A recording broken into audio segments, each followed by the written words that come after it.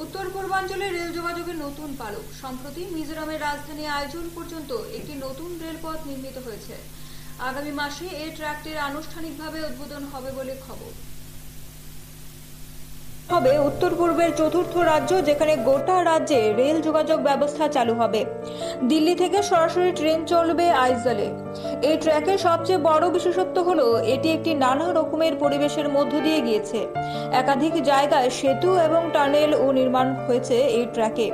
ভৈরবী থেকে সাইরাং পর্যন্ত নতুন লাইনের ট্রায়াল রান সম্পূর্ণ হয়েছে। সাইরাং থেকে আইজল পর্যন্ত রেলপথের ট্রায়াল সম্পূর্ণ হওয়ার পর এবার শুরু হচ্ছে যাত্রীবাহী ট্রেনের চলাচল। এই ট্রেনটিকে ঐতিহাসিক সাফল্য বলে মনে করছে রেল কর্তৃপক্ষ। আগামী জুন মাসে রেলের নিরাপত্তা কমিশনার এটি পরিদর্শন করবেন। রেল প্রকল্পটির মোট দৈর্ঘ্য হবে 51.35 কিলোমিটার। এই ট্র্যাকের জন্য খরচ হচ্ছে 5,021.45 কোটি টাকা। জানা যায় ইতিমধ্যে 97% কাজ শেষ হয়েছে। এই পুরো প্রকল্পের রয়েছে 48টি টার্নেল, 55টি বড় সেতু, 87টি ছোট ব্রিজ, 5টি ওভারব্রিজ, 6টি আন্ডারব্রিজ।